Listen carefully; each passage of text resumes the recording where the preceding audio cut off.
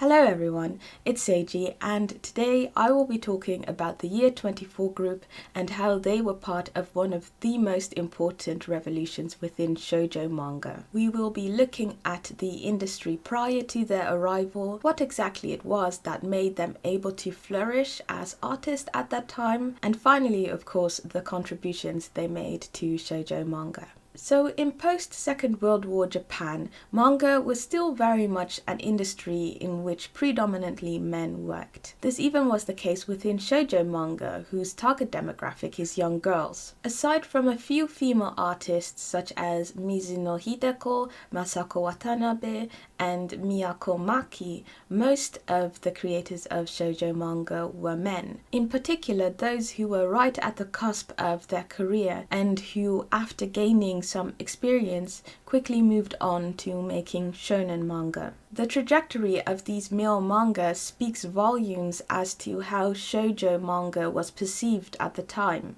It was seen as an art form that ought not to be taken seriously. Many of these stories were simple and lacked depth, and were often funny and cute manga centered around pretty girls, or they were melodramatic concerning familial drama in which a young charming man would come and save the helpless pretty maiden. And so because of this superficiality, many critics didn't even bother to write about these stories. One of the things that helped change this fact was when the godfather of manga, Osamu Tezuka, created Princess Knight, a manga centered around a girl named Sapphire. She was accidentally born with both the heart of a boy and a girl, and so she pretends to be a prince in order to prevent the evil Duke Duralamin?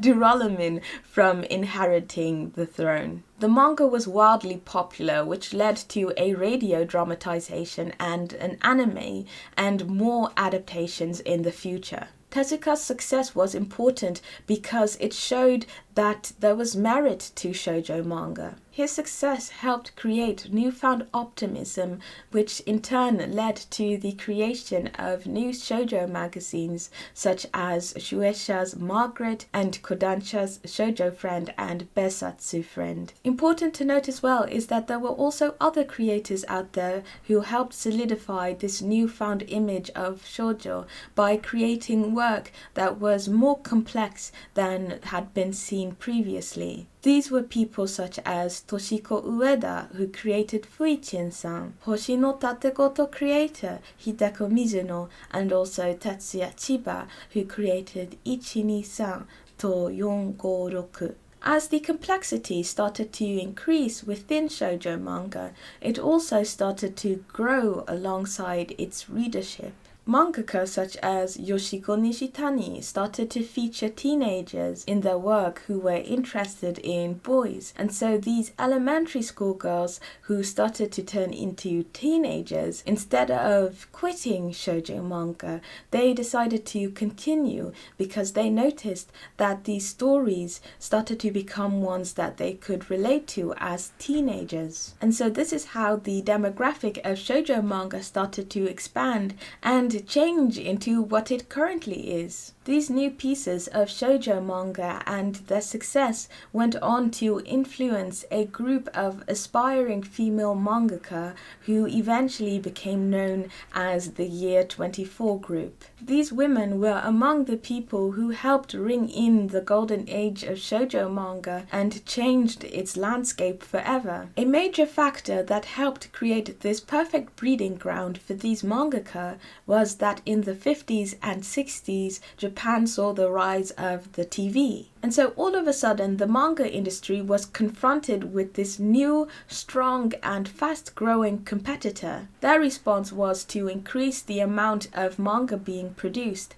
and they were able to do so at the time because Japan was experiencing a huge amount of economic growth. And so as a result, the industry saw a huge boom in magazines such as Kodansha's Shonen magazine and Shueisha's Shonen Jump. The increase of shonen magazines, of course, led publishers to look for more manga artists, which as a result also opened a lot of space for new talent within shoujo manga. This, in combination with the societal change of what type of jobs were considered to be proper or decent for women, made becoming a mangaka as a woman much more of a viable career path. Because publishers were so eager to find new talent, they started creating competitions, asking people to submit their work, and this is how a lot of female mangaka at the time got their start. Said competitions didn't really have any rules, and so when Moto Hagio was 15, she decided to submit her work to a competition that was run by Kodansha, and that was how she managed to enter the industry and eventually was able to debut at 20. Hagio, by the way, went on to become one of the most influential shoujo mangaka out there, and to this day creates shoujo manga and manages to mesmerize her readers with her sheer talent and dedication to the art. There were also other mangaka such as Machiko Satonaka, Sachiko Azuka, and Yasuko Aoike, who debuted at a very young age. This influx of young blood was incredibly important for the rise of shoujo manga, because these artists were so young that they were essentially writing for their own demographic and thus understood exactly what it was that at that time young girls were interested in. So what exactly was it that these mangaka in particular were bringing to the table? Well, I can tell you it's quite a lot. Many of these artists were very interested in exploring gender, sexuality, politics, and philosophy within their works.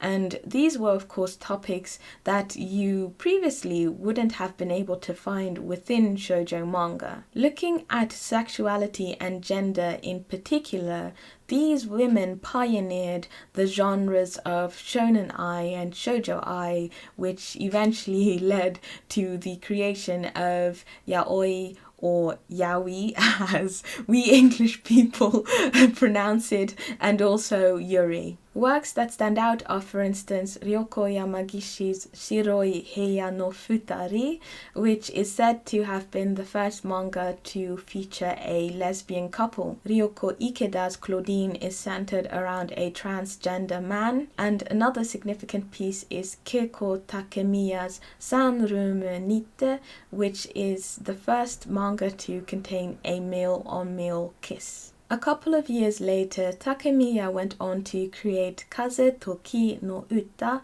which featured gay male sex, but not in the way as a lot of yaoi does now. One of the things that I have personally noticed when reading sex scenes from manga from that era is that it's more on the metaphorical side, almost spiritual sometimes. You'll see lots of flowers, shining lights, characters closing their eyes and falling into the abyss, panels are becoming loose, and it's almost as if they are transcending the manga.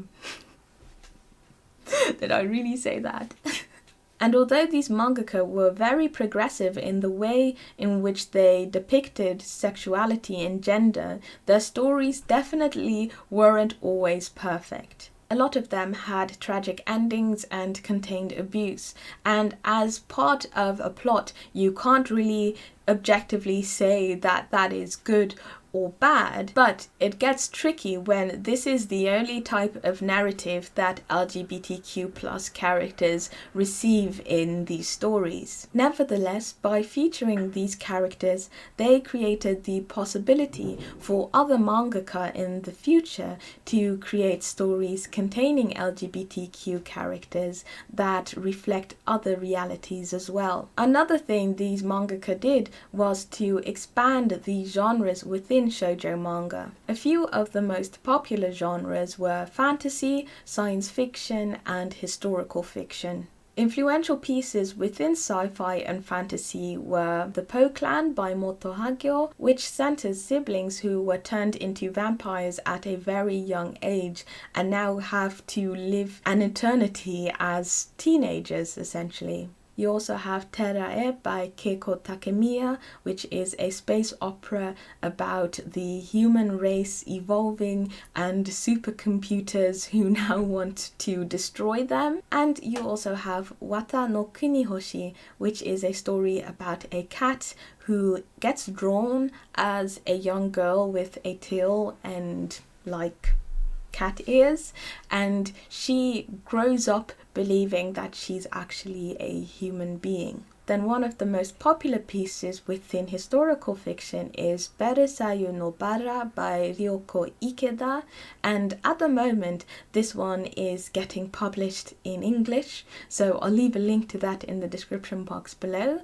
Anyway, this story is set before and during the French Revolution and centers around Marie Antoinette, and at some point also around a female character who was raised as a boy. Besides themes and text, from a visual perspective, there are a lot of characteristics that get associated to shoujo manga from that era. For instance, the abundance of flowers, the character designs that lean towards the androgynous, and also the beautiful curly and flowy gorgeous hair. Also, in general, there is a lot of fluidity within these shoujo manga. An example is that a lot of the work didn't get restricted by the boundaries of the panels. They often seep into each other or are just completely thrown out of the window. This is something that I personally find very charming because it adds to the cohesion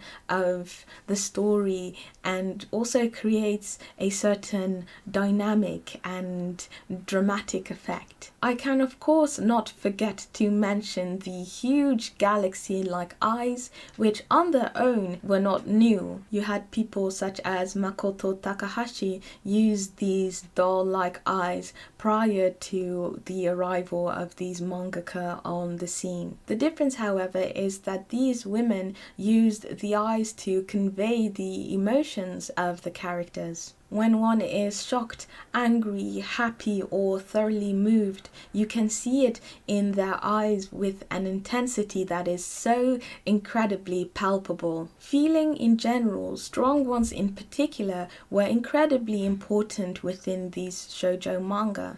A very good example for this is Moto Hagio's work. There's this absolutely brilliant documentary series concerning mangaka which I highly recommend. It's called MANBEN and was created by fellow mangaka Naoki Urasawa, and I'm pretty sure that most of the episodes are available on YouTube with subtitles, so I will leave a link to some of them in the description box below. Anyway, one episode features Moto Hagio working on one of her most recent manga, and you can just see how much care and emotion she puts into her work. Every single stroke has purpose. In the documentary, there's this one part where she spends more than half an hour revising the way in which a character grips another character's wrist because she was really bent on conveying the intensity of the grip. Talking about manga, she says, "It was these worlds of stories that saved me, and I think they're really enjoyable. I want to pass on those things that moved me to the reader as well. But when it comes to laughing, crying, and being moved, to rouse those emotions is actually an extraordinarily hard task. So really, I have to be frantic about it too, or it won't be conveyed." Absolute legend. Now, all the while throughout this video, you might be wondering why exactly these mangaka get referred to as the Year 24 group. It's a term that refers to the huge influx of female mangaka during the 70s who were born in the year Showa 24, which is the 24th year of the Japanese Emperor Showa's reign, and in Gregorian time, that is 1949. The term, however, does not come without its flaws. It's one that was created retroactively by journalists, critics, academics, and the like to refer to this group of female mangaka who were part of this huge shift within shoujo manga. However, there has never been a concrete notion as to who exactly makes up this group. Choosing to use a single birth year to refer to a diverse group of women working in an industry is bound to fall short, and so there are many female mangaka who were active at that time who reject this term. What's more is that it excludes older female mangaka, such as the ones that I mentioned at the start of the video, who had previously already been working in the industry and also made huge contributions to it. A great example is Mizuno Hideko, who had a huge influence within shoujo manga. She initially worked as Tezuka's assistant and then went on to become one of the first successful female mangaka in the industry. Furthermore, her manga Fire, about a boy coming out of juvie and going on to lead a rock band in particular, was significant in that it had a male protagonist and was the first of its kind to feature sexually explicit scenes within shoujo manga. As of now, there really isn't an inclusive term that refers to all of the people who played a role in this huge shift making shoujo manga what it is today. In general, shoujo isn't as popular as it was back in the 70s and 80s, and that can be seen in the continuous decline of sales of this type of manga, and here in the West as well, in for instance how little it gets discussed on YouTube. So I hope that by making this video I have managed to pique your interest or inspire you to pick up some vintage shoujo or some new shoujo, or at the very least entertained you for a couple of minutes. I'm currently working on a recommendation video about shoujo that I have enjoyed in the past and am enjoying now, so if you're interested in that, subscribe and hit the bell button so that you'll get a notification once that video is up. Anyway, thank you so much for watching this video. It took such a long time to make this, also because quite a lot of resources were only available in French and Japanese, and I'm not that good in both of these languages. Nevertheless, I had such a blast creating this video. I learned so much. Anyway, if you do enjoy the content that I make on this channel, perhaps consider joining my Patreon or getting me a coffee. Patreon specifically provides me with the stability so that I can continue creating these types of videos. But of course, you can also just support me by liking, commenting, subscribing, and turning the bell notifications on. I am always so appreciative of any type of support that I receive. I'm so grateful for all of the kind messages that you all leave me all the time, and yeah, thank you again for watching, and I hope to see you in another video.